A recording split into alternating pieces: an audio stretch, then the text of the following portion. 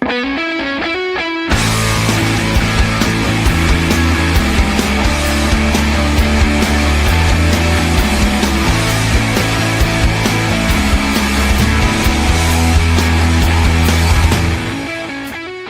is Renelle, and welcome to Quality Hang with Rod Brooks and friends. And here he is now, your host, my main man, Rod Brooks. Thank you very much, Renelle. I am Rod Brooks, and welcome everyone to Quality Hang. And as always, I'm joined on this broadcasting adventure by my partner in crime, my friend, your friend, the co-host of Quality Hang. He is Marcus Osborne. What up, man? How you doing? What's happening, dog? Yeah, man. But Marcus is gutting it out, folks. He was unable to do the show on Friday. Thugging it out. Had a problem with his lower leg. It has been diagnosed, and Marcus, as you can see, is better, but he's not necessarily all good. He's not ambulatory, if you will. That is the perfect way to put it. Better, but not all good. Yeah, this aging thing, apparently it's real. Like it is not like the Loch Ness Monster or Bigfoot. It is legit. And apparently you can suffer a stage 2 tear of your calf muscle and think you just have a nagging swollen calf. So there you go. Yeah. Your boy was at the gym, and I'm assuming that this happened at the gym because, as I said to you, Rod, the doctor said to me, you must have some trauma. And I said, no, my mom was just a supervillain, and that was it.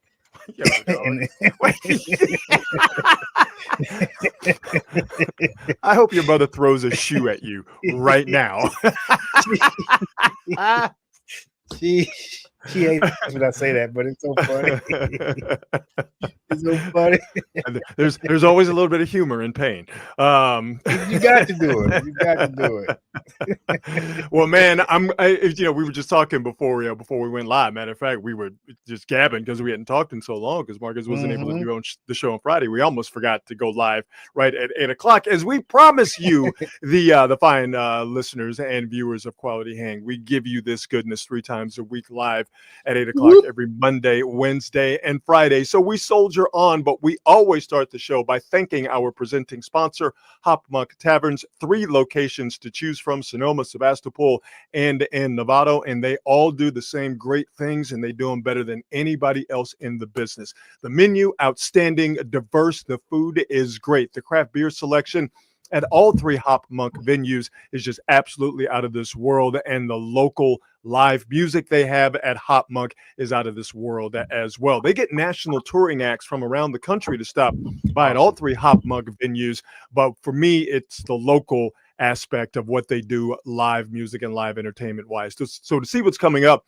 as far as the live music is concerned at all 3 Hop Monk venues, check them out online at hopmonk.com. Go to all their socials, follow them, and see what they have going on in that regard. But again, thanks to our presenting sponsor, Hop Monk Taverns. All right, let's get right into it. NBA free agency started today, and that is just the culmination of what has been a wild NBA offseason so far. And remember, we're only 8 days removed from Game 7 of the NBA Finals, which took place last Sunday. We will get into all of the free agent moves made today, or at least the big ones, and we'll go back and recap what has been a wild NBA offseason. But first, we start with the Golden State Warriors, and we wish we had some good news to tell you in terms that the Warriors were able to make a big free agent signing or keep one of their unrestricted free agents. Well, no signing as of yet, and they were unable to keep a guy who has been an absolute rock for the Golden State Warriors and a real big reason why they won 3 of the 4 championships. Kevon Looney, free agents, has signed a 2-year contract with the New Orleans Pelicans. So Kevon Looney, Loon Dog, no longer a part of the Golden State Warriors. And Marcus, I was saying this to some folks a little while ago, and I think I might even alluded to this online. Kevon Looney, when you needed a big rebound, you got it from Kevon Looney. Yeah. When you needed a bunch of rebounds, yep, Kevon Looney was there. When you needed someone to bang with the center down low and hold his own every single time, Kevon Yes. Looney was there. When you needed a big to guard a smaller guy competently on the perimeter, Kevon Looney was there. Anytime you needed Kevon Looney was there. There were guys who were better, okay? There are guys who are absolute superstars. But when you talk about a dude that was the absolute rock for those championship teams, Kevon Looney was that guy. Anytime you needed him, you could count on him. And to me, that makes you an absolute Bay Area legend in my eyes. Absolutely. You are 100% right there. Kevon Looney is the epitome of be a superstar in your role. Mm-hmm. That dude went out there, busted his ass every single night. And you know what? Literally could have been the Udonis Haslem of the Golden State Warriors. He was there every single night. And he had a very inauspicious beginning to his career because, you know, he was often injured. He literally transformed himself from a Kevin Durant type of offensive player into a defensive stalwart. And I just want to point that out. Yeah. Looney, coming out of high school in Milwaukee, was giving folks buckets. Yes, sir. Right? And listen, you know, we always had fun when he would pull up and make those threes. That was in him. That was a part of his DNA. But your point, Marcus, is absolutely outstanding. Instead of it being about me, he found a way to transform his body, to transform his game to be exactly what the Golden State Warriors needed. And listen, center play in the Golden State Warriors, I mean, you're only talking about a few guys.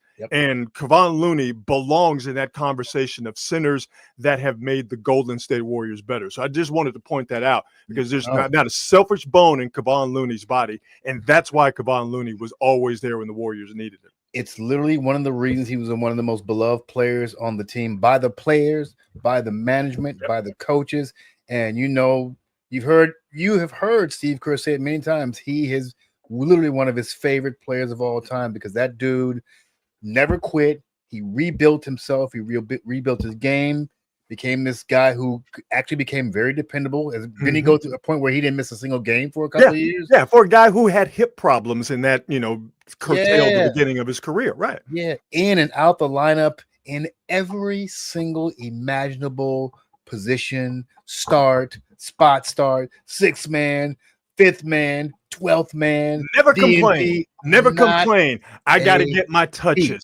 What about my role? Why am I coming off the bench? Why is this guy starting in front of me? He never, ever complained. When you needed Kevon Looney was there.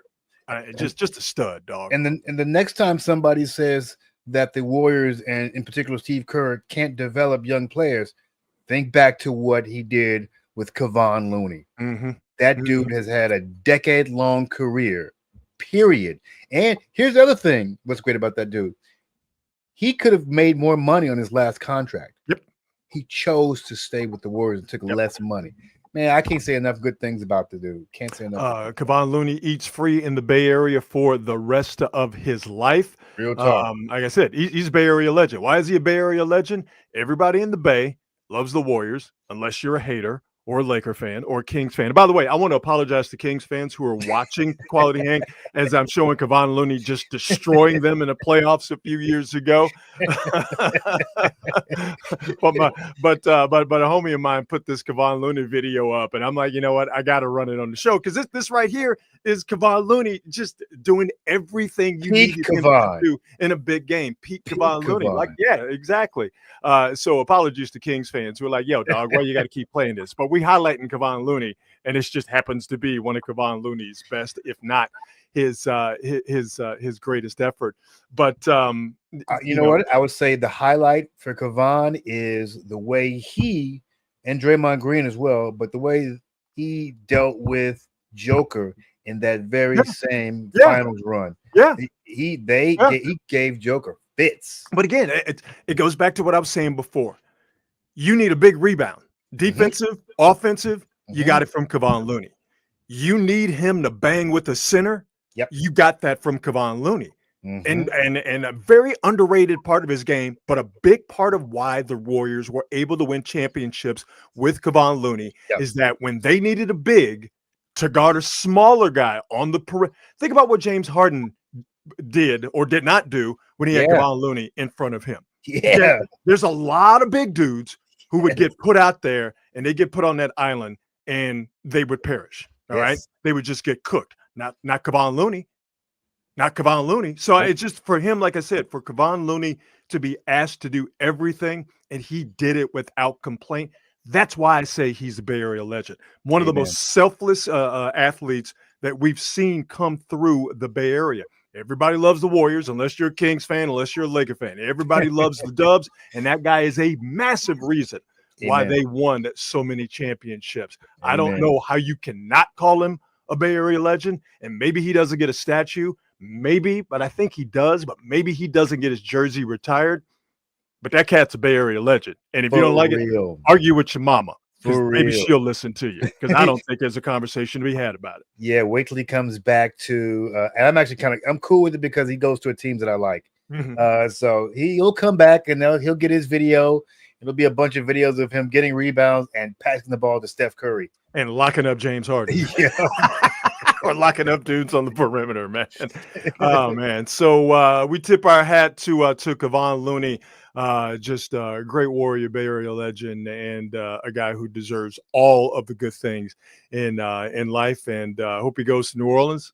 I hope he balls out, and hope New Orleans is good enough to make it worth Kevon Looney's while, although I think the money made it worth his while. And let them be good enough, just at least to where they're not hassling the Warriors or the Rockets for the purposes of the two teams that we love on this show. So as I mentioned, NBA free agency started today, and it culminated what has been a wild NBA offseason, and it's an offseason that has only now lasted for 7-8 days. And I'm just going to run through here. I tried to do it in somewhat chronological order, but I'm just going to run through some of the things that have happened over the past 6, 7, 8 days. Today, so Denver trades Michael Porter Jr. to Brooklyn for Cam Johnson. So the Nuggets just got better. They were just getting rid of that dude. Yeah. It was they were like, we're done with him. We're moving on. Dorian Finney-Smith signed a free agent deal with the Houston Rockets. So a 3-and-D guy, really good one, leaves the Lakers. So that hurts the Lakers, who, by the way, are looking for a big themselves. Because remember how the Lakers last year traded Anthony Davis for Luka Doncic, a deal that I don't think anybody can blame them for making. But they lost that size. They've been looking for size ever since, like the Warriors. And now the Warriors and the Lakers are short, if you will, when it comes to having big guys. So not only does this make the Rockets better, because he could shoot, Finney being a 3-and-D guy, and with Kevin Durant. So now the Rockets' problems from this past offseason, which was they couldn't shoot. Well, now they're a team that has some firepower. So the Rockets got better, hurting the Lakers in the process. Jaren Jackson got the max from the Memphis Grizzlies. DeAndre Ayton was bought out by the Portland Trailblazers for $28 million and change. Good God. Interesting play. And now he's a free agent. I would think the Lakers are sniffing around him. And I haven't heard or seen anything, Marcus, about the Warriors being interested in Ayton. I don't think he is necessarily their type of player. But I think for both the Lakers and the Warriors, when it comes to acquiring guys in free agency that they need, it's getting to be about closing time at club free agency, and they might be starting to get a little desperate. But I think more the Lakers than the Warriors. I tell you that for me, what this says is they may be priming themselves to go ahead and say, you know what, we're going to go with this Quentin Porter dude. Oh, Quentin Post. Post. Yeah. That may be where they're headed, because he's a legit 7-footer. He can shoot, and from what I'm hearing, his body is insane at this point. I guess he's put on some muscle, etc. So they may be begging on, we're just gonna give this kid some starts. And because they let Kevon go too. So that's what I'm saying. Maybe they know something. They might be forced to do that. I would be surprised if they felt really comfortable with that. Post showed some flashes, and obviously, having a guy who can shoot as he can when it's going right for him is good for the Warriors. He was a little light in the cakes and he got pushed around in the post. And even when he didn't get pushed around, he just didn't, the irony of a guy named Post not being able to operate in the post. So obviously development with him is needed. Quentin Post as your starter? I don't know, but we'll get to the Warriors in just a second. What I liked about him was that he was not anybody's punk. No. There's no background. That's a really good start for a center. You're gonna bang, you can't be soft, and he's ready to dole them things out to people. 100%. I completely agree with that. The Rockets keep Fred VanVleet. They also gave Jabari Smith a rookie extension. James Harden signed a 2-year, $81 million deal with the Clippers. Julius Randle signed a $100 million deal with the Timberwolves. Lonzo Ball got traded to Cleveland from the Bulls. Don't like that. Naz Reid, 5-year, $125 million deal to stay in Minnesota. Boston shedding payroll, getting rid of the salaries of Drew Holiday, Kristaps Porzingis. LeBron, shockingly enough, opted into his $50-some-odd million player option with the Lakers. I'm stunned that LeBron would opt into a $50 million a year option with the Lakers. Can you believe it? What's funny is that there are actually people going, nah, he's not going to opt in. Like, what are you talking about? Let me tell you something. He would have not been able to go home to his wife, Savannah, if he did not opt into that $50+ million 1-year player option. Like, man, please. Get out of here. You know what that was? That was Laker fans hoping he wouldn't do it so they'd have some money to spend in free agency. Sorry, you're stuck with LeBron sugar plums. Yeah, but that's ridiculous. Like, of course he's going to take that money. Hell yeah. You're a fool not to. So all of that has happened over the last 6-7 days. And even before that, by the way, the Lakers got sold for $10 billion. What was it? A couple of days before Game 7. And Kevin Durant goes to the Rockets in a trade from the Suns. That was announced on the morning of Game 7. Oh, yeah, one last thing. Brook Lopez goes to the Clippers. I think Brook Lopez would look pretty good in a Warrior uniform. Yeah, I think that's a really good move for them. Yeah. Yeah, I think it's a great move for him. So that is just there's a lot of other moves made as well, but those are the big moves that have been made so far in free agency and other player movements in the NBA offseason. That's a lot. That's a lot in a week and change in terms of player movement. Just getting started. I as of now, I think my original thoughts about this postseason. I think the Rockets are winning this thing. They're still ahead of everybody. And the moves that they made make me believe that they are even more in the catbird seat towards representing the West in the finals next year. No, the Rockets have definitely won the offseason and what they have done and what they have had prior to getting Kevin Durant and Dorian Finney-Smith. You add that together, sure, they're favorites in the upcoming season, but as they always say, winning the postseason or winning the preseason or winning the offseason is just like winning the press conference. It don't matter. But again, what the Rockets didn't have was shooting. Now they have shooting. So, remember we talked last week, when the Kevin Durant news came out, I was like, that didn't solve all of their problems. It helped, but it didn't solve all of their problems. Kevin Durant and Dorian Finney-Smith, and if they get Reed Shepherd, off the bench and get him some playing time, now I think the Rockets' problems of not being able to shoot have been solved. But I'll say this, the defending champs, and I'm talking about you, Marcus, but whether you like them or not, whether you respect them or not, the defending champs are still in the Western Conference. The Nuggets got better. The Clippers are still the Clippers, but the Clippers ain't going anywhere. Who am I missing? Minnesota is still going to have to be reckoned with. So I still think we are dealing with the Western Conference where it's still full of heavyweights. The East is interesting. Like Atlanta has made some moves where you go, all right, that's interesting. But it's still the East. And it's the East where it's Cleveland's, it's Indiana's, and maybe New York. And then the other teams, I don't know if you necessarily really give them that much of a chance. So to me, the Rockets are definitely better without a doubt. And as a fan, I'm excited, but I'm tempering my excitement because A, you never know what's going to happen. And B, the Western Conference is still out of the two the premier conference in the NBA. Dude, we talked about it weeks ago how the West has continued to be the dominant conference, and now with Boston in the position that they are in, it is a complete and total toss-up. Like, I wouldn't put anything on Cleveland, even though you would think that they would come back strong. I don't know, because they do this constantly. They may be at the point where they're going to have to break this thing up and start over. I just don't see them getting better and moving forward. Just don't. Let's check in on the Sacramento Kings, shall we? What are the Kings? Let's do it. What are the Kings up to? Let's see here. The Sacramento Kings have arranged meetings.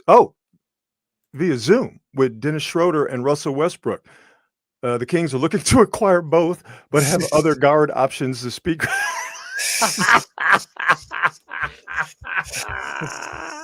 Who's the president over there? I don't know. GM? I don't know. Oh, I know who the owner is, Vivek Ranadive, and he's been the problem ever since he took over. Oh, Jesus. The Kings. Did I tell you about the time I ran into this dude? Who, Ranadive? No. Yeah. So I think I was at KMBR at the time, and I was down near the Giants Stadium. I don't remember what it was called at the time. But I walked to a bar, and this girl was in there singing, and I'm like, "Oh, she's not bad, not bad." And I turned to the guy, like, he goes, "She's pretty good, huh?" I'm like, "Oh, was that his daughter?" Was it his daughter? It was his daughter. Yeah. He goes, "She's pretty good, huh?"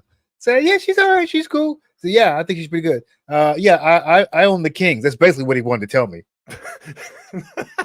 That's basically what he wanted to tell me. And this is literally the first. I didn't know who the Kings owner was. I had no idea or care. I had no idea who he was, but we chatted. And by the way, very pleasant guy. Yeah.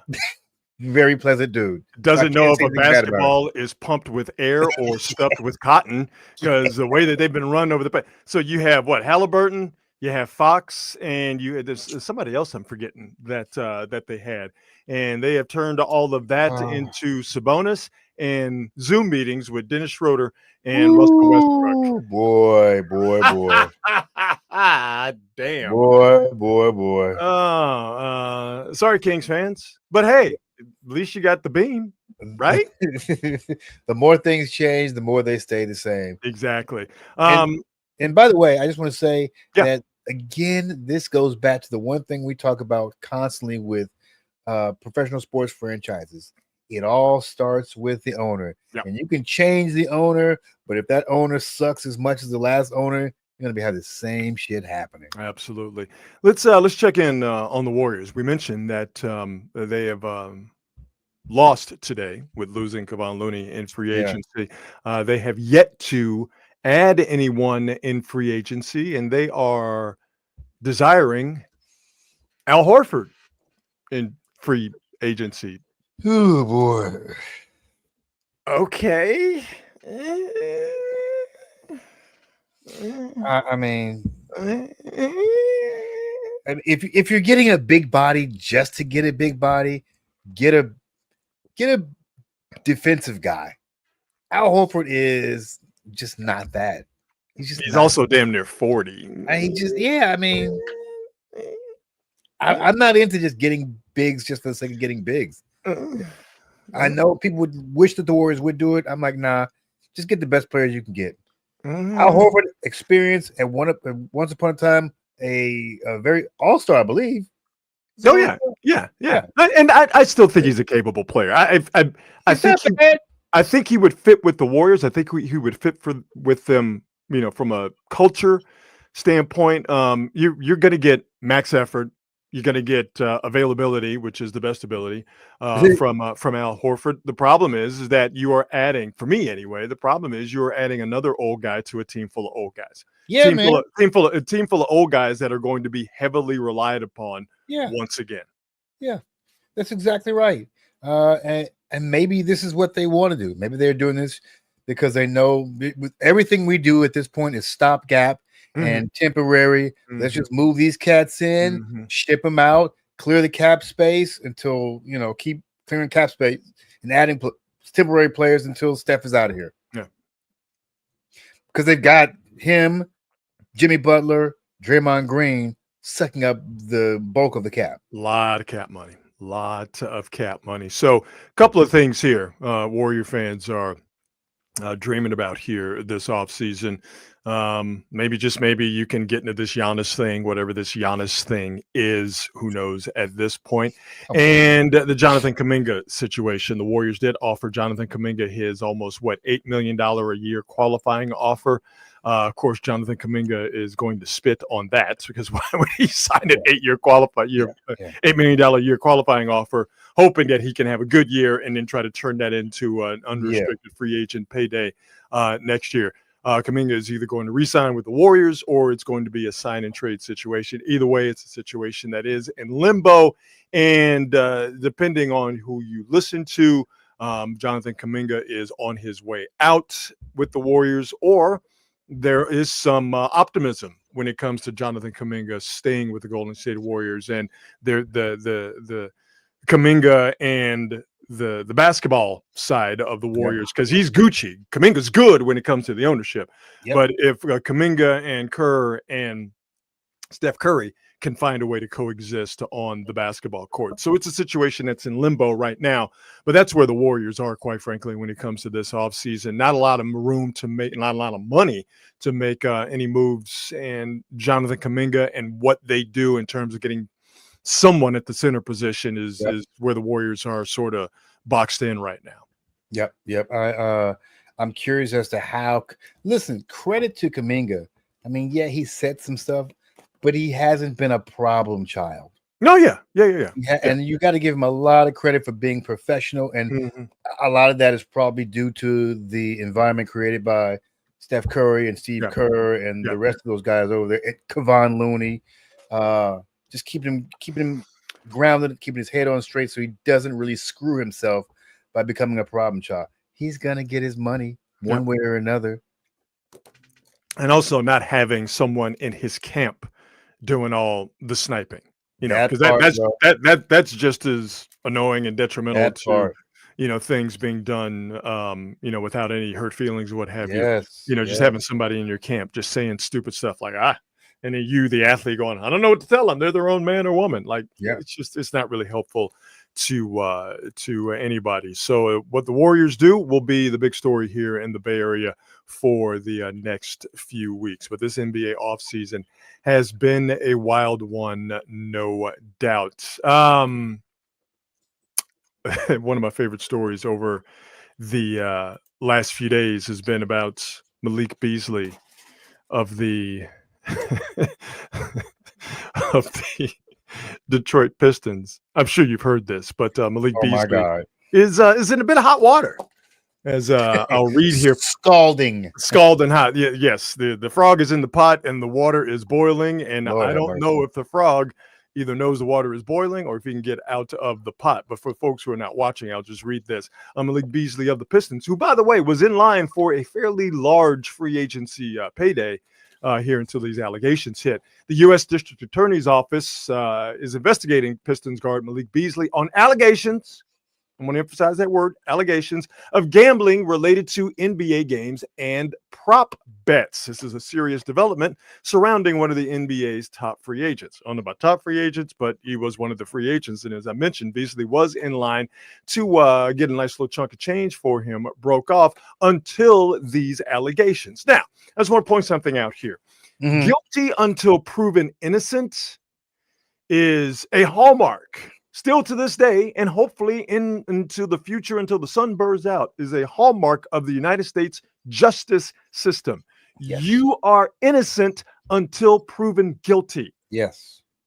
In the court of public opinion, we judge the shit out of you. You are guilty until we have overwhelming evidence that you are innocent. And even then, it's going to be somebody going, nah. Even then, it'd be like, is that AI? Is that been doctored? We still might not believe you in the court of public opinion, which is why you cannot rely on the court of public opinion to try people and send them to jail or what have you. So since we are a couple markets of judges in the courts of public opinion, I just want to add a couple of videos here And I'm going to give you some context, and I want you to watch these videos and think about these allegations being leveled by Malik Beasley. So this first video I have, this is somewhere around the pandemic, and you'll be able to tell that because there's no fans in the stands. This is Wolves versus Clippers, and Beasley is on the Wolves. Okay, 5 seconds left after a made free throw. The Clippers are up 119 to 110. 5 seconds left. Game is over, right? It's a wrap. And Beasley is going to do something that you'll see in just a second. But before I start this video, keep in mind the score 119-110, Clippers beating the Timberwolves, 5 seconds left. But the spread is Timberwolves getting 8.5 points. Free throw made. Malik Beasley does this. Okay, let me stop it here. Hang on. Oh, I'll do it again. Look at the stress on this guy's face. I'm going to run back here. That is the look of a man right there who realizes I got to do something drastic or shit's about to go down. Okay. Yeah, buddy. All right. I'll play the video. My man is stressing right now. All right. Batum makes the free throw. 119-110. Beasley's going to get it off. One last shot. How about Beasley? 21 points. Final score. Clippers 119, Timberwolves 112. Timberwolves were getting 8.5 points from the Clippers. Yeah, buddy. What everybody's thinking, my gosh, that guy is no quitter. He's playing to the last zero. Like, no, this motherfucker got five bills on it. Yo, son, I want to run this back. And now that we know, I want you to pay special attention to the very stressful expression on this face and then see how quickly he grabs that rebound and goes 94 feet to get that dunk to cut into that 9-point lead.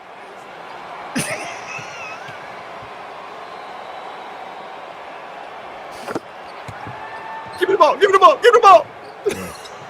He made sure he got it too. One last shot. He made sure he got 21 points. Look at my man was standing at that free throw line calculating.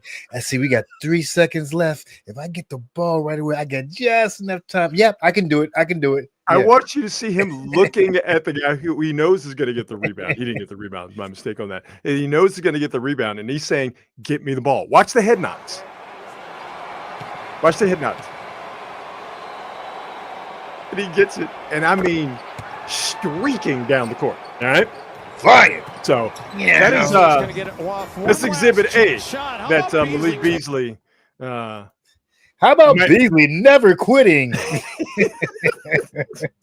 Yeah, right. That's Exhibit A on how Malik Beasley might be truly guilty on these allegations by the United States government. Oh, you don't believe that? How about another video? All right, let's watch Malik Beasley. Okay, so I'm going to back it up here. Sorry, I'm going to get back into it here. All right, I'm going to back it up. Okay, now, so he's got Tyrese Halliburton out there, okay? Right? Yeah, no one around, okay? Halliburton is pointing out, and this is a tactic that's used every now and again. He's pointing like there's going to be a pick coming over to his left, right? And it's been done a million times. Sure. And as a basketball player, you almost have this, not almost, you do. You have this sixth sense of when there are people around you, okay? You know when somebody is close to you. Rarely ever does hey, I'm faking like a guy's going to come set a pick, but he's not going to set a pick. Rarely ever does that work. So I want you guys to watch what Malik Beasley does. Yo. Come on, dog. Come on, dog.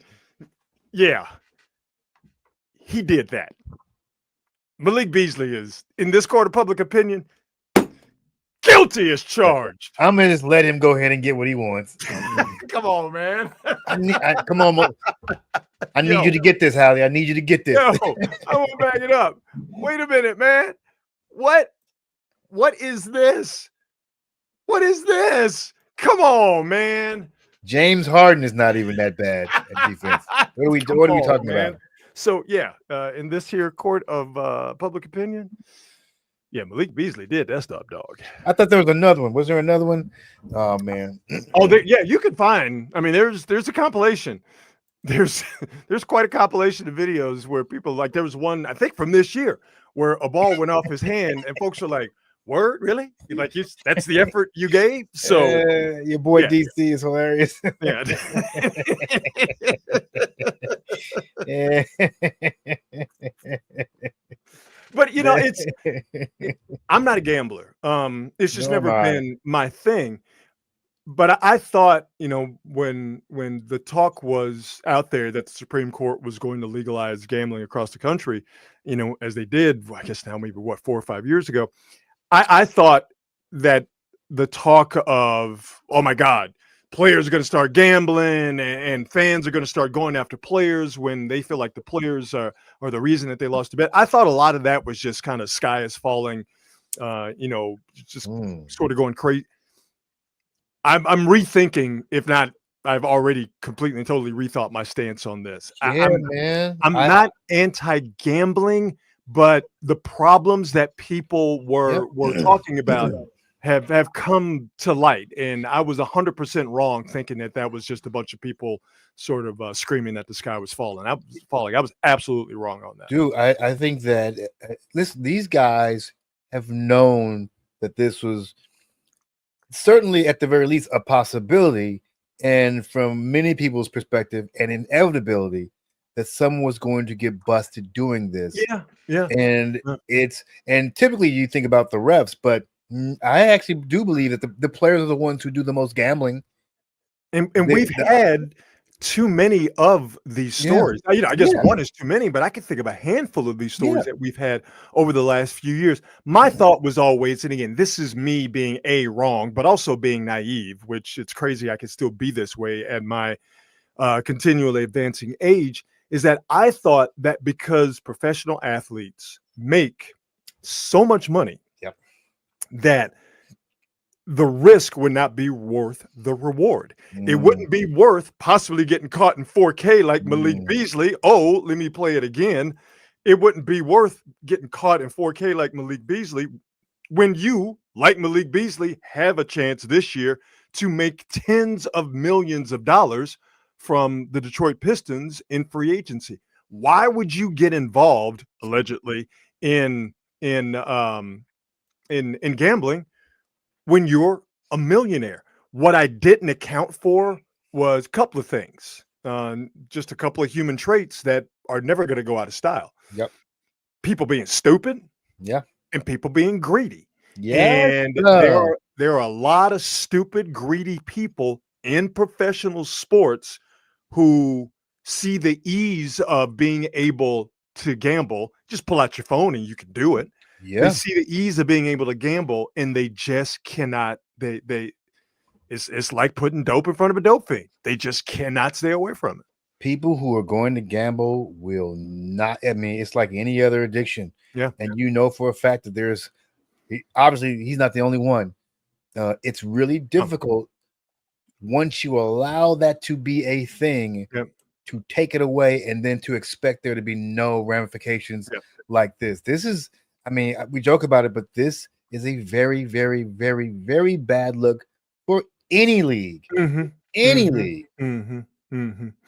I thought that officials and college athletes, I thought they would be the ones who would be the most susceptible to not being able to resist putting down the bet on themselves or whatever, because they just don't have the money. And they don't have as much to lose. Now, obviously, no one wants to get caught gambling if you are part of a team, whether it's a college or a pro team. But college kids have a little less to lose because they don't make as much money. Now, I just think it's just so goddamn easy to place a bet where too easy. It's just, guys are just like, nah, I can never get caught because, again, being stupid and being greedy, those are just never going to go out of style. Even Rod, you are so on the money, because when before all this became legalized, you didn't have these smartphones where you could go into your pocket and place a bet. The other part to that was that not only was it not legal for athletes to bet, but if you did it, the only way you could do it was through some kind of secret bookie, because Right. you couldn't just walk into the casino and put money. I mean, you just couldn't. Right.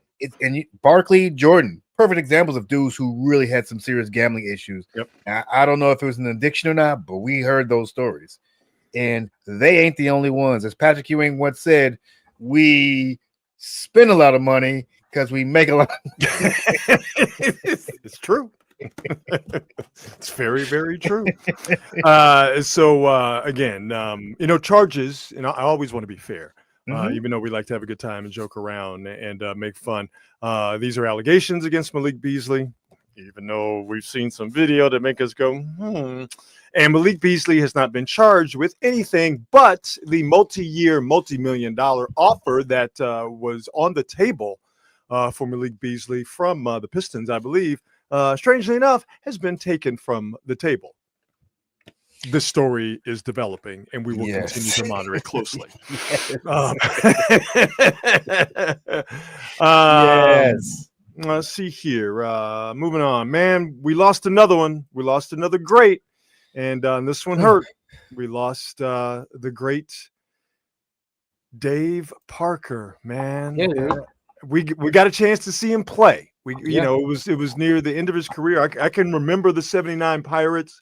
And I remember him finishing out his career with the Cincinnati Reds, and then spent a little time with the Oakland A's too. I remember that at the tail end of his career. Yes, had a chance to interview Dave Parker about 4 or 5 years ago. Had a book coming out. You could tell that he wasn't in the greatest health, but it was really cool for me, to get a chance to talk to Dave Parker. The kid in me was very excited, and had a good laugh. He told some stories, but man, enjoyed watching him play baseball. And that arm from right field is one of the absolute greats. So we lost Dave Parker a couple of days ago, and just wanted to mention that Dave Parker passed, and hopes that he is resting in peace, but also that Dave Parker, the Cobra, rests in power. Yes, sir. Yeah, I was an usher at the Coliseum when Dave Parker was with the A's, and there was no more fun than going down there and seeing Dave Parker and Jose Canseco and Mark McGuire. That's wild, dog. Carney Lansford and Ricky Henderson and Terry Steinbach, Dave Stewart, Bob. Like this team was so loaded. They were the Atlanta Braves before the Atlanta Braves really blew up in the 90s. It was insane. And there was Dave Parker, big guy, big boy, big dude. He can move though. He was an athlete though. Yeah, that was the thing. Big person. That team had so many big personalities. In hindsight, it's hilarious to think how many big personalities there were on that team. And if you didn't see Dave Parker play, or you are skeptical of his cannon from right field, hey man, that's what the internet's for. Get on YouTube, and I think it was in an All-Star game where he caught a ball deep in the right field corner, and seemingly without taking. Not seemingly, he didn't take a crow. Yeah. He caught it, and he turned around, and it was just a seed beast, and threw a guy out. Yeah, he was an absolutely great baseball player, and sadly, Dave Parker was to be enshrined in Cooperstown in a few weeks. That's what sucks, dude. But he had waited a long time for that honor. Very long time. So hopefully he understood that he was a Hall of Famer. He had just yet to be enshrined. Hopefully, when he took his last breaths, Dave Parker did on God's green earth. Do we know what the cause? Hopefully, I don't know, but like I said, I remember he had been in ill health for a while. But I hope one of his last thoughts was that he knew that he was a Hall of Famer, even if he didn't get a chance to go to Cooperstown and be officially enshrined. But Dave Parker was a Hall of Famer before he got that call. Definitely is a Hall of Famer now. And Dave Parker no longer with us, passing away a couple of days ago. So I'd love to actually see a movie made about those Oakland A's teams, because those dudes. Dave Henderson. Do you remember Dave Henderson? Absolutely remember Hindu. Yeah, man. Was a treat. Man. What a treat. Oh my God. What a fun squad. Let's see here. Uh-oh. We got to give the folks something. And this is breaking news. Oh, shoot. We have a New Orleans escaped prisoner update. Yes. Now, we started Quality Hang the Monday after the NBA playoffs first started. So I don't remember the exact date, but we're talking mid-April. Yep. And not too long after we started, 10 inmates broke out of the New Orleans City Jail located in downtown New Orleans.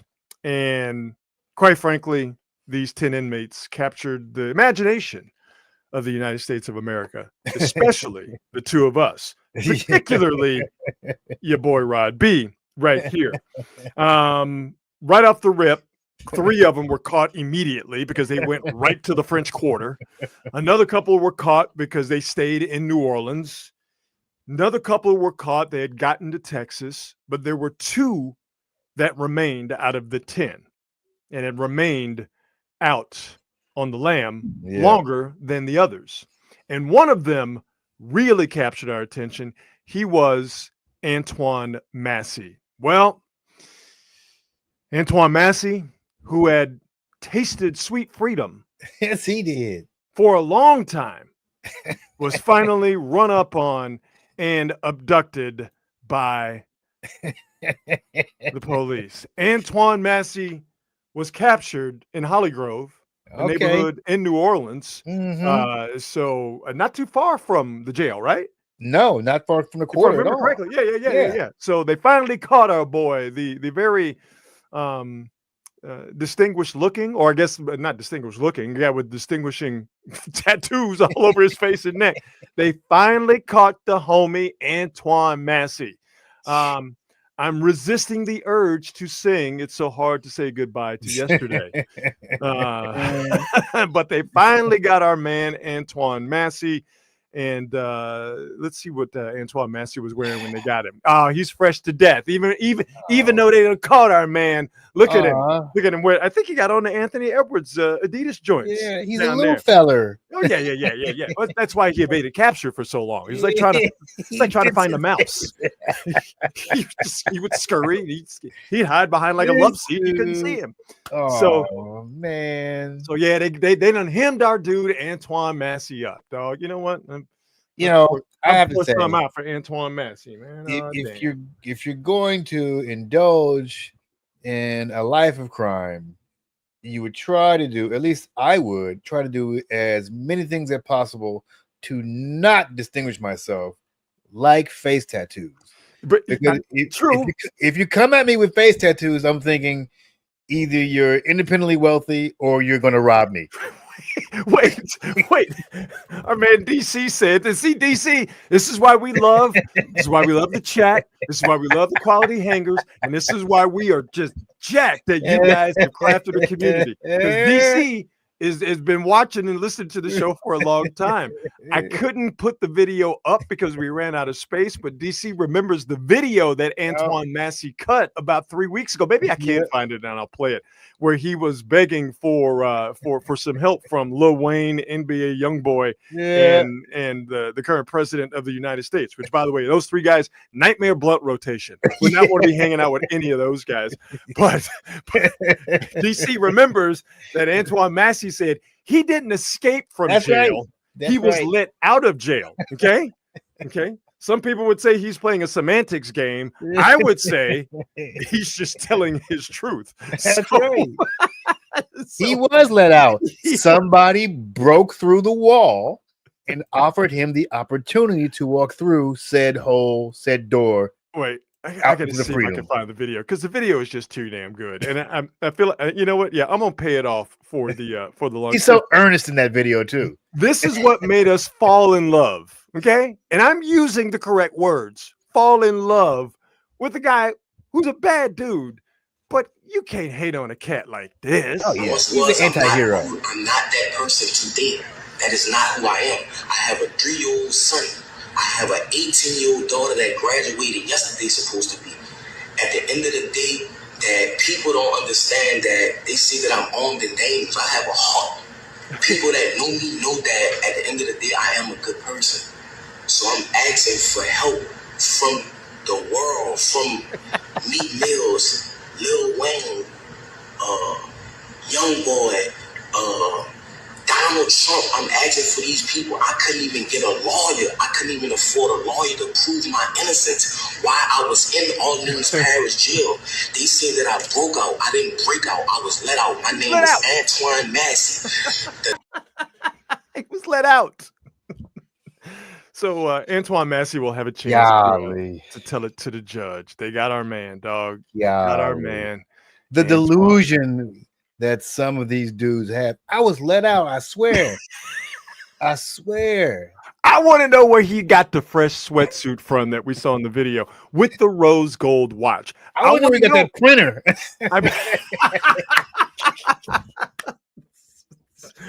Where did you get internet capabilities? Because supposedly he was hiding in an Airbnb and somebody saw him and snitched on him, which of course is the right thing to do. I mean, he's got to go back to jail. He's, but like, where was he? Where did he get the Anthony Edwards Adidas kicks? Where did he get the AE ones? Like, who was? So did they say his girlfriend was arrested and thrown in jail too? Oh, no, I didn't see that. No, okay. I mean, that would make sense. Yeah.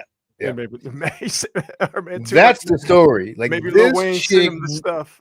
This chick knew this dude was out here committing crimes and then got herself caught up to get him some tennis shoes. See, Marcus, what I hear in your voice is admonishment and skepticism. And what I say to that, Marcus, and what I say to you is, you don't understand love. That's your problem. You don't understand love. I think you hit the nail on the head, Rod. I do not understand it. Oh, that kind of love. Anyway, so out of 10, 9 have been captured. Then there was 1, and quite frankly, they need to catch this guy. The only guy who remains free out of the 10 escaped New Orleans prisoners is 4-time killer Derrick Groves. Find Derrick Groves. You can identify him by the 1,000-yard stare, look in his eye, and the very prominent winged neck tattoo. And let's not forget the semi-light skinnedness. It's in there. No, he's not semi. He light skinned. No, it's in there. Yeah. He's and the body count. Let's not. Yes, and the 4 people he's killed.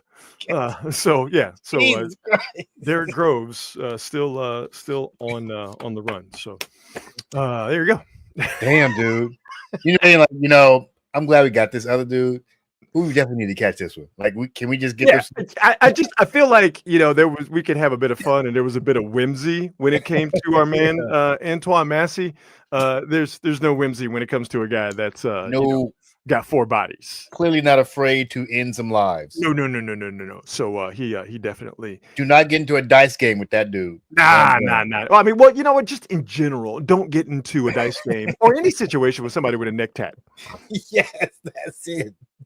I wouldn't get into a dice game. That's it. I wouldn't play touch football with somebody with neck tats. I wouldn't bake with somebody with neck tats.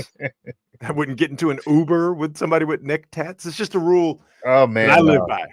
I see neck tats. I'm like, hey, you got it, dog. Ladies too, by the way. This is not gender specific. Even ladies with neck tats. Neck tats. You got it, dog. I step back. I'm trying to live. I'm too old to be getting into squabs with people and all that stuff. You won.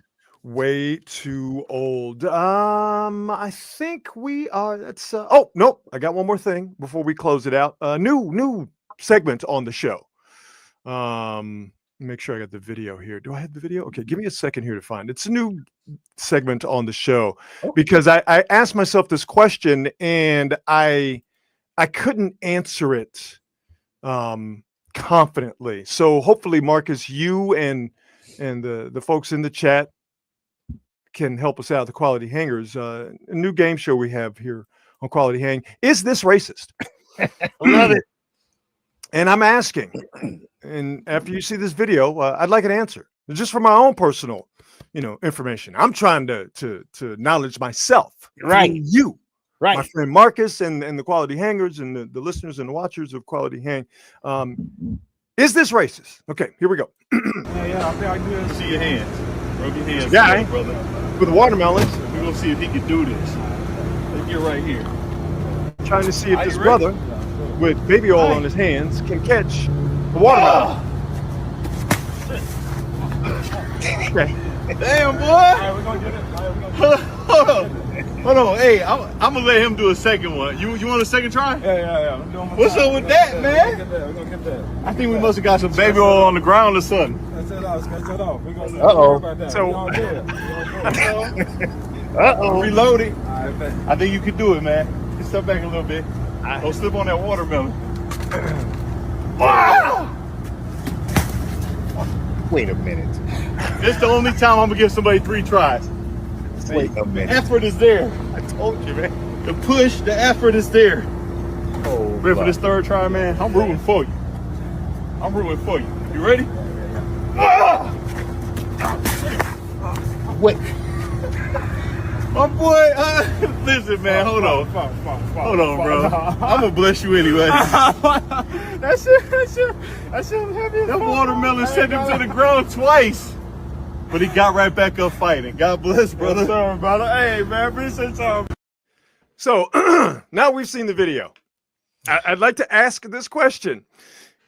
Is a man who's driving around with a trunk full of watermelons and a bottle of baby oil going around asking people if they can catch baby oil slippery watermelons for money, a white dude asking black dudes to do that?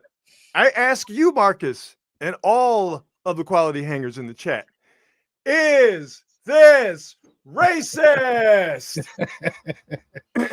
Dude, wow. There's so A many lot things to going on here. unpack. See, now you understand So many you things know, going on here. the personal crisis I was having this afternoon after I saw this video. All right. You know, I'm gonna say it's not racist. Okay, right. Okay, see, let me stop you right there. I say it's not. And It's I have a reasoning. I have a The reasoning. visual you looking at right now, Yes. okay? Yes. Person of non-color with Yes. watermelon, baby oil, and money in his pocket, offering baby oil, watermelon, and money. You're saying that ain't racist. I'm leaning to not racist. By the way, I have my own issues with anything having to do with watermelon in public. I ain't gonna lie. If I go in the grocery store, I like to ask somebody else to get it for me, and I'll carry it out. I don't like to eat it in front of white folks. None of that stuff. Just being real. That said, I think this is not racist because the dude still got money. He lost. He did not catch the watermelon. So I'm assuming that he was being fair-minded when he got out of here and he thought, you know what? I'm just going to grease up this watermelon without laying any expectations on whether or not I assume that this Negro is going to be able to catch this. I make no assumptions. It could be anybody. Everybody's getting the same greasy watermelon. Now, if he had caught the watermelon and my man said, I knew you got it, then, and then I'm assuming, yeah. Plus, this dude is terrible. How are you not catching these watermelons, dude? So you're saying because money was exchanged, Yes, that makes this non-racist. I'm saying it's not racist. Bad taste, terrible hands. He might have been drunk, but not racist this time in this particular case. See, I'm gonna have to disagree. I want to hear yours. I just, if we showed this to the ancestors, okay, if the ancestors saw this entire thing, if they saw this, right, they'd be appalled. If they saw him, if they saw the non-person of color squirting baby oil, squirting the lubricant into the black man's hand, man. But Rod, Malcolm X and Martin Luther King looked at that video right now and they just shook their. Come on, man. wait. Which For ancestors we money, talking? and then you got to do this because it wasn't like they were like, let's call this the slippery watermelon challenge. Clearly, this dude was driving around with a car full of slippery ass melons and the lubricant to make them even more slippery to see if he could get people to catch it. And then It was give them summer. money. It's the fruit of the. It's the fruit of. Wait, which ancestors we talking about? Because All of them. because maybe Malcolm and Martin might have some problem with this, but the slaves, they'd be like, I'm gonna get this money. Yo, dog. I'm gonna get this money. They Man. paying me? Hang on. They are paying me? I didn't have enough bandwidth to do it, but now that I've gotten rid of some stuff, I have to.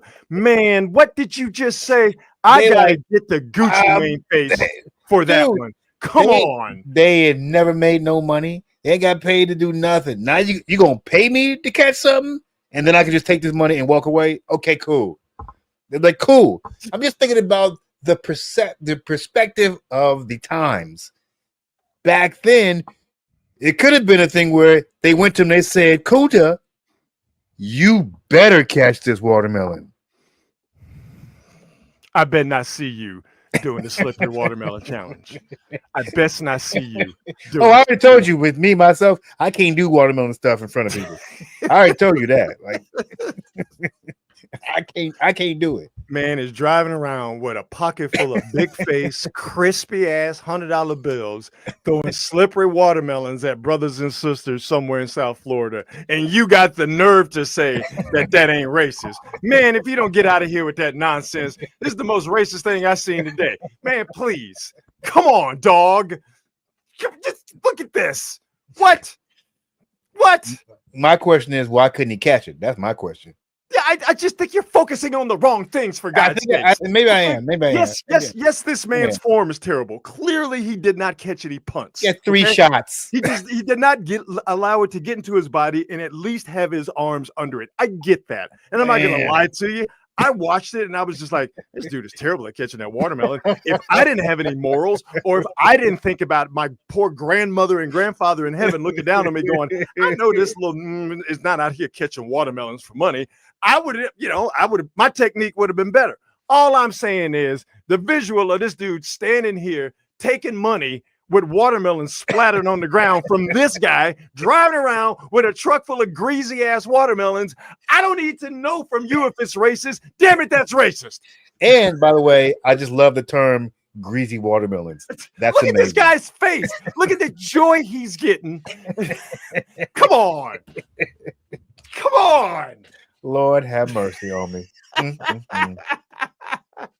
People are so creative, by the way. People are so goddamn creative. Is that what the word we're using? Yeah, creativity? Is that the word we're using for this? The people are coming up with all kinds of crazy content that folks are going to be eating up, no pun intended. Insane. No. Stop. Insane. Now, Exactly, Antonio. Why he got to grease the melon too? Why do you have to up the challenge? well, I wish you would throw that watermelon a little higher, sir. Stop it. Don't. Can I mute your mic? Stop it.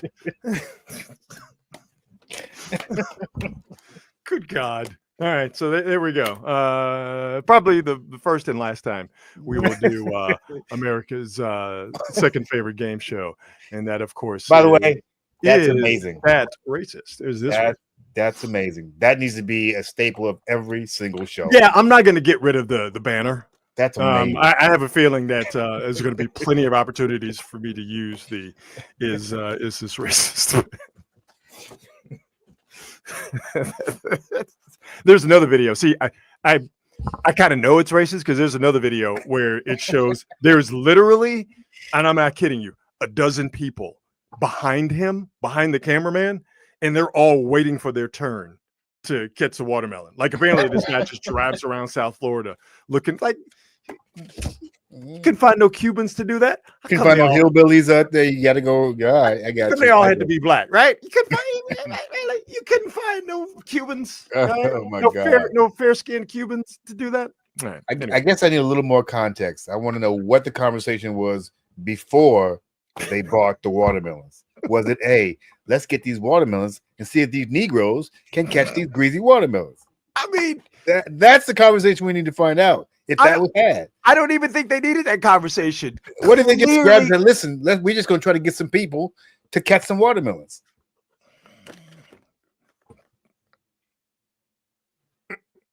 Okay. Anyway. All right. On this date, June 30th, Oh, I love this. I'm not going to go in chronological order here. I'm going to save the best for last. On this date, the soundtrack for the movie's Singles Wow. came out. I think one of the best movie soundtracks over the past. This came out in 1992, so let's just say the last 35 years. Great soundtrack. That's when the grunge sound, the Seattle sound, was really percolating and popping. As Singles was released, or the soundtrack was released on this date in 1992. Pearl Jam's on there, State of Love and Trust, one of the best Pearl Jam songs. You can't find it on an album, a Pearl Jam album. You can find it on Singles. One of my favorite Soundgarden songs. Earth Ritual is on Singles. It's a time capsule, and maybe, just maybe, if you play it today, it sounds a little bit dated because it's all Seattle grunge music, but for that time, and if you're a fan, it's so good. You're talking about the middle of the golden age of movie soundtracks, right there. Yeah, and essentially from about 82 on through 99, soundtracks were huge. I think the soundtrack for Boomerang came out either yesterday or Saturday. I forget exactly, but you're 100% correct, Marcus. You just don't get movie soundtracks anymore. No, they're not done. This was anymore. Indeed the golden era, and I think this is one of the best of that golden era movie soundtrack. Singles, the soundtrack for the movie, came out on this day in 1992. On this day, June 30th, the cinematic classic Do the Right Thing came out in 1989. A number. What a summer. Do the Right Thing. Sound of the Funky Drummer.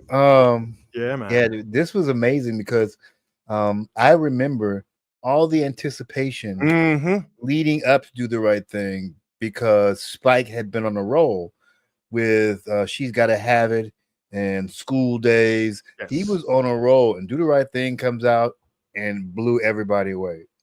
Blew everybody away. Every young black filmmaker has seen this film and points to it as a touch point for them getting into this business as filmmakers. This is an amazing film. Yeah, it still holds up to this day. It is beautifully shot. Yes. Unfortunately, the subject matter is still relevant. The climax of the movie, Radio Raheem being killed by police, that is unfortunately still a thing today. And like I said, it's beautifully shot. It's beautifully acted. It's visually arresting.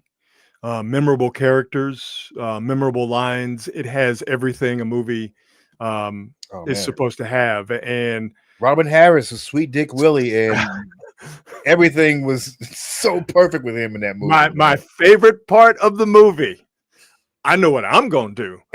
I'm going to go over there and get them Koreans some of my money. Get out of here. It's Miller time. I'm 100% certain that most of that stuff was improvised. Oh, 100%. 100%. I always talking that Keith Sweat shit. I'm gonna. You ain't gonna do shit. Oh man, Robin Harris. If Robin Harris had lived, man, we'd be talking about a legendary comic. Legendary comic. Oh man. So yeah, Do the Right Thing came out on this date in 1980. Remember how people, and we know who they are. Yeah.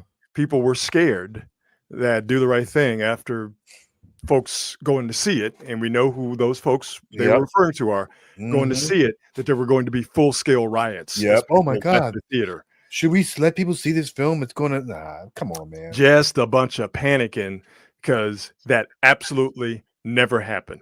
People of all races went to see the movie, and everybody came out of the movie saying the exact same thing. Some version of that's an excellent movie. Yep. I love the fact that it was such a relatable film in terms of, even though culturally we obviously come from different parts of the country, I'm talking about black folks, but there are so many things that we all seem to have in common, no matter what neighborhood, no matter what part of the country we are in. Yep. The idea of just having some cats hanging out in the summertime under a tent. That happens. Dude walk. At least when I was a kid, there was always a dude walking around the neighborhood with a boom box. Oh yeah, and I think absolutely. the song that he was playing in my neighborhood was More Bounce to the Ounce. Ooh, by Zapp. yes, sir. Roger Troutman and Zapp, baby. Sean Hamilton he had his beat boom box, and he would play that, and he would play a remix of Super Freak by Rick James all day long. And the thing is everyone loved it. Because first off, how do you not love More Bounce to the Ounce of Super Freak? But that was a part of the fabric of the neighborhood. Yeah, even if you didn't live in a place, like Brooklyn, densely populated, everybody on top of each other area, Do the Right Thing was still relatable to so many people who lived in Black neighborhoods, in inner city Black neighborhoods, whether it was you growing up in Oakland, whether it was me growing up on the south side of Houston. Like, we might not have been on top and right next to each other, but it was all the same. Like, all of those characters and all of those people we either knew or we could relate to in some way, shape, or form. And man, and the lines, we've been saying them forever. Jason, all Sal had to do was put some brothers on the wall. And every time I go into a place where they have pictures of people on the wall and I don't see no brothers, what do I say to myself? How come there no brothers on the wall? Dude, that is where the term woke originated. Sam Jackson was literally in there screaming, "Wake up, wake up, wake up." That's where it originated. Wake up, wake up. What was the batteries? Oh yeah. What size you want? D, motherfucker. D. Put some extra mozzarella when Bug It Out wanted some more cheese on his pizza. Put some. No, it was Radio Raheem. Put some more mozzarella on. Oh man, Lord have mercy. So yeah, and like I said, it still holds up to this day. So Do the Right Thing came out on this date. June 30th. And one last thing, not and on this date, but we are celebrating a milestone here on Quality Hang with Rod Brooks and Friends, featuring the homie Marcus Osborne. I just have to get rid of this Do the Right Thing here real quick. We have reached a milestone, Marcus. What's that? This is the 30th episode of Quality Hang. Yeah. We need the Jamaican air horn.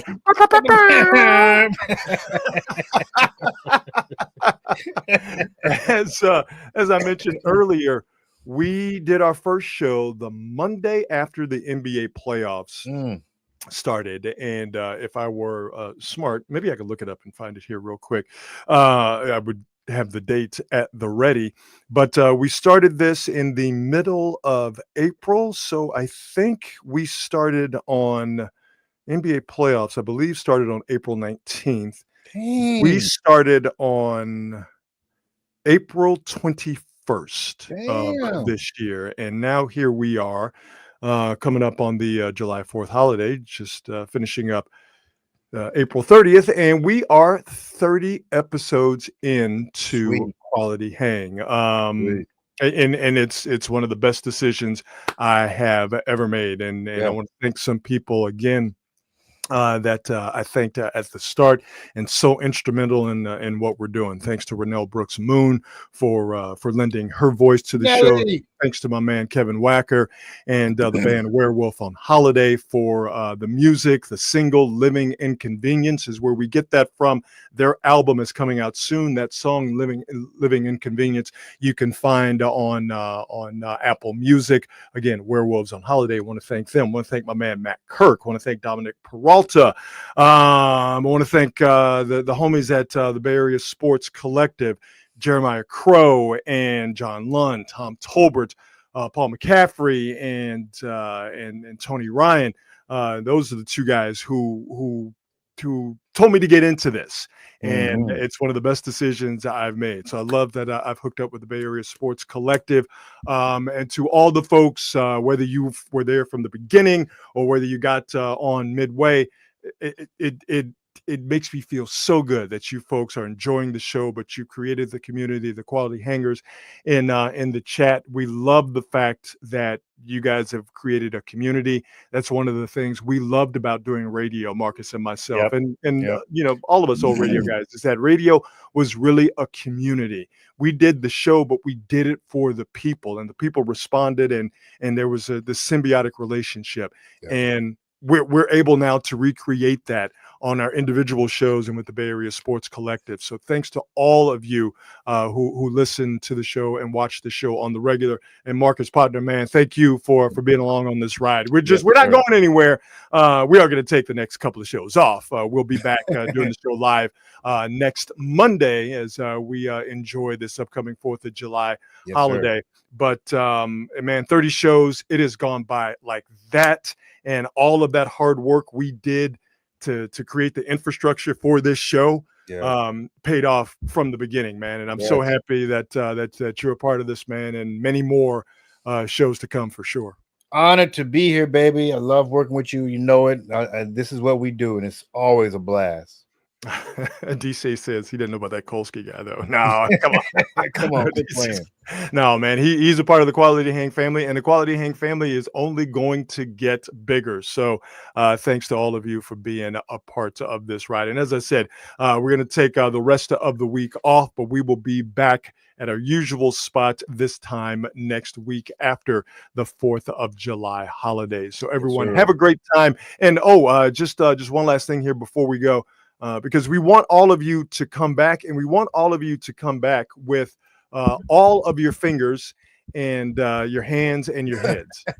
Make sure that when you light fireworks, you don't go out like this guy. Okay? Yeah, that's the part. Don't as the United States what is that? Product Safety Commission says, never place any part of your body over a firework. It's amazing that you have to tell people that, but you don't want to do it. You don't want to get your head blowed clean off. Okay, do it. Who was my man who played for the Giants who lost his fingers, his thumb, or something? Jason Pierre-Paul, who was a great pass rusher. Absolutely. And it was all over with the fireworks. Oh man, blowed his fingers off. And listen, just think about how difficult it would be for you to comment on Quality Hang if you didn't have no fingers, right? That's right. I'm saying listen, we love all. Okay, there's no discrimination here on Quality Hang, but it's going to be kind of hard to watch the show if you blow your head off like old boy, right? Yeah, the vision will not be good without it. Will not be good. It will not be good. So we will see you next week, hopefully with all of your fingers, your limbs, and your head intact. So we tell you, have a great weekend, have a safe 4th of July weekend. Be good and be good at it. We'll see you.